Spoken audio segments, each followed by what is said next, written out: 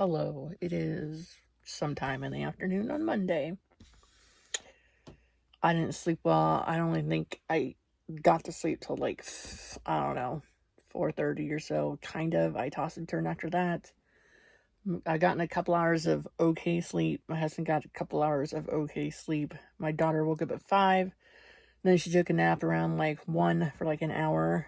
And Jackson woke up like at 7 or 6:30 or something, like 6:40, something like that, which I don't know why nobody slept well last night. But I did pick out my next book that I'm going to be reading for the amazing readathon. It is a sightseeing book.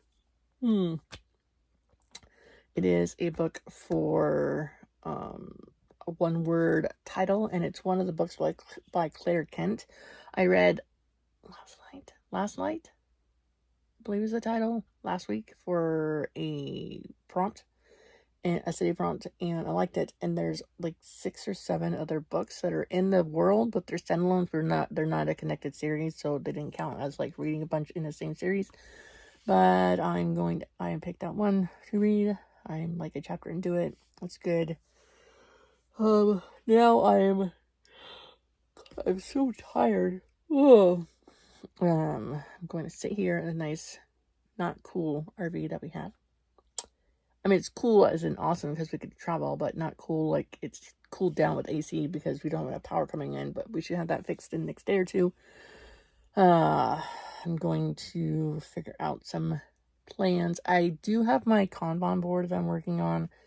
But as far as reading, I'm going to work on the plan for the book. What is the book called? I forget the title of the book.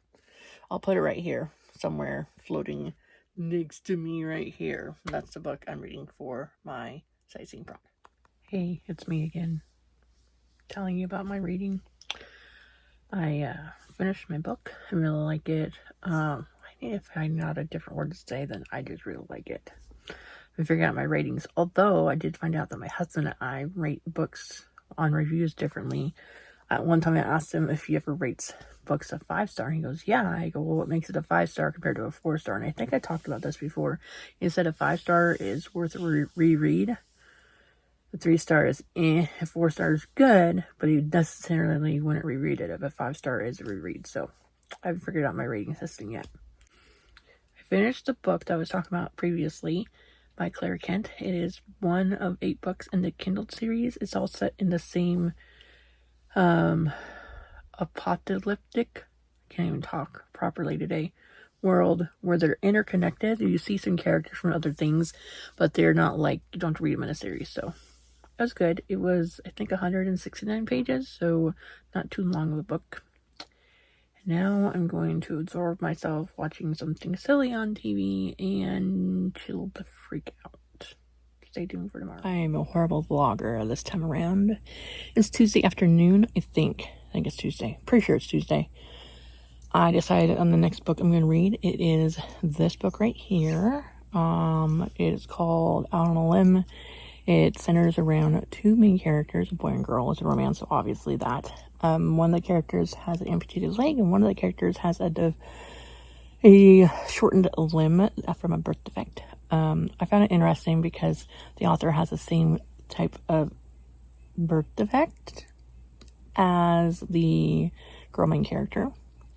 And so the story goes that they meet at a Halloween party. They're both dressed up as pirates because it helps hide their differences, and why not? And then they hook up, and then she finds out she's pregnant, and that's where I've gotten so far. I'm having trouble listening to the audiobook up here in the mountains, so we're going into town to get some bread and a hairbrush because ours broke, and a couple other things. And while I'm doing that, I'm going to download the book to my phone so then I can listen to it without having any issues of it stalling out. So that's where we're at right now. So we got our next prompt city drop for the amazing readathon, which is going to be our last one, I believe. And it is to read a book that you would like to see adapted into a TV series or show or a movie. I'm like drawing a giant freaking blank, so I have no idea. I will let you guys know what I end up reading for that. Yes. Alright, so today is Saturday, and then tomorrow the Amazing Readathon ends, but I did finish City Drop 10, Leg 10 book very early this morning. It was Pucking Wild. I read Pucking Around, so it was the next book of the series. I might read another book this weekend, but probably not. I have a lot of stuff I need to get ready for. I need to get ready for the next 3 months. I need to figure out my writing schedule for the next month. And I also have 3 different readathons I'm doing next month. What? What's wrong, bud? 3? Well, one of them is from like July 5th to the 12th, 5th to the 11th, something like that. Summerween. So there's 5 prompts, read 5 books in a week. It's fine. And then the other 2 ones, you can know all the prompts ahead of time. And so you can just read as you go. And I think it'll be a little easier on me stress-wise, because I won't be like, oh, I don't know how many days I have to read this book before the next book prompt drops. And that book, those are the Terror Readathon and the Hunger Games Readathon. I will be making videos about those, and the Terror Readathon, I'm going to make a video about my books I'm choosing and how I went about choosing them. And then the Hunger Games Readathon, I'm going to figure out how I'm going to do my TBR with that. But those will be separate videos. This video... Huh? So we were in Walmart one day, and me and my boy right here. Say hi, Jackson. Hi. He's folding laundry, a little bit of laundry for me. He told me he thought TBR meant the best reads, which, I mean, hopefully they're the best reads if they're on your to be read pile. So I like that a lot better. So the next clip that you're going to see from me on here is kind of like a recap of what my thoughts and feelings were about the Amazing Readathon, what I liked about it, what I didn't like about it, and then I'm going to give you a total recap of what I read, how many books I read, and that'll be into that. So stay tuned for that in just a few moments. Alright, so I picked a time that would be quiet because my kids went on a walk down the road and back. And now my cat is over here. Well, she's quiet now. So, let me straighten out a little bit. Okay. I usually hold my phone and videotape myself, but this time around, I am propping it up with my pop socket on the edge of my laptop. Cat, don't touch my computer. Oh my god. Okay, so like I said, this last clip is going to be like an overall of how I did personally for the readathon. I'm not going to talk about like placements or anything like that. That is, people know about. It's fine. I'm using a spreadsheet tracker for the Amazing Readathon that someone in the Readathon Discord server made. Oh my gosh, cat. Anyways, so we're going to talk about, first I'm going to go with like how I spent my GRC, which is game related currency, to do things. I want to say, so one of the legs we got a free flight, and then another leg we earned some extra GRC income, but overall I either did like the train boat, or I flew a couple of times, and I read 6 host favorites overall. And so because of that, and then I got some bonuses for some other things. Because of that, I end up with 100 GRC left over by the time I was done reading my 10th city prompt drop. I did not complete all the sightseeing, but I'm okay with that. It was a lot of reading. Alright.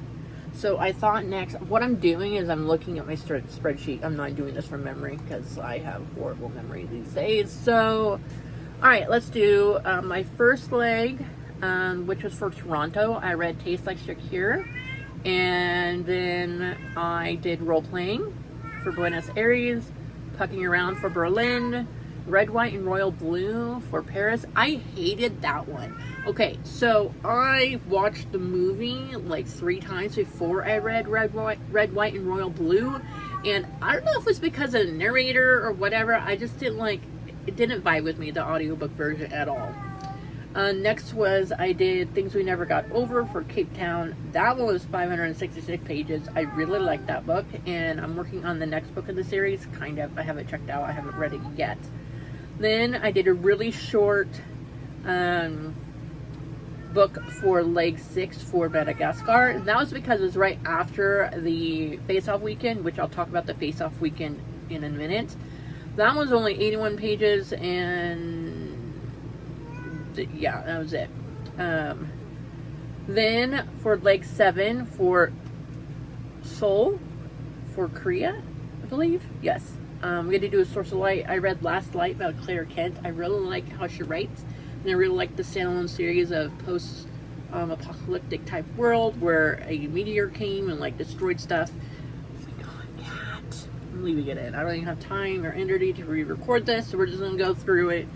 Then for Bangkok, we needed to read a book with 5 different colors on the cover, and at this point I was romanced out. Like, I'm a romance writer, I read a lot of romance, but the fact I was just done, so I wanted to do something fun, so I did Dark Diaries, the Paris Adventure.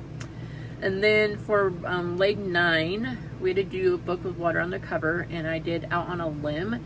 The 2 main characters, so the girl main character has a lot of characteristics that the author does, and they have a shortened limb, and they meet this other person at a Halloween party. She's dressed up as a pirate, she has a hook for her arm, and then the other guy is dressed up as a pirate because he has a prosthetic limb. So they hook up, she gets pregnant, it's the whole thing, and it's set in Canada. I really liked it, it was really well written. I even suggested it to my husband, who's a double amputee, to read it because I thought he would like it as well. And then the 10th book, which was for Hollywood, and it was a book you would want to see optioned for a movie or TV series. Since I already read Pucking Around and I really enjoyed it, I decided to do Pucking Wild. That was 636 pages. That one I did an audiobook. The first book, Pucking Around, I read it. It was long, like the first one. I really liked it. It was great. I'll get better at my recommendations. I liked it or didn't like it.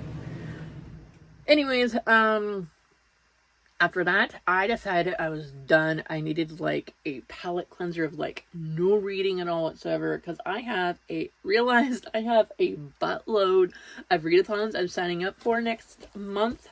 I have the Little Cafe readathon. I have the Summerween readathon, which is a week long. I also have the Hunger Games one, and then the tarot card one. Anyway, so those are the books I did for the city prompts. So let's talk about Face-Off Weekend. Face-Off Weekend, I think I read around 60 books. 99.9% of them, I'd say about 95% of them were audiobooks. I did a lot of Magic Treehouse, so Babysitter Club, and other books like that. And then I read a ton of non-fiction books of my kids that were sitting around the house that I read. So that's why the city prompt after Face-Off Weekend, I needed something short and sweet to just get it done. Overall, my stats was I did 8,200 sightseeing points. Travel points was 7,906. And I read a total of 32 books, not including the Face-Off Weekend. 6 of the books were host favorites, and 3 of the books were LGBTQ plus author books, and 26 books for genre read. So overall, would I do this again? No. What was I going to say? Scratch that. Would I do this readathon again? Yes. What would I do differently next time? I would, on the Face-Off Weekend, do half Face-Off books and then half sightseeing prompt books, so I could get a little bit ahead that way. That's what I do differently. And then if I was to do it over again, I would not do team genre romance, because I got romanced out. which is insane because I'm a romance writer. So riddle me that, Batman. So thanks again for watching this all the way to the end. If you have a chance, be sure to check out my books that I have linked down below. They are small town romance books plus an RVing travel tips book. And stay tuned for a Christian novella that I'll be releasing in November. In the meantime, have a wonderful day and happy reading. Bye.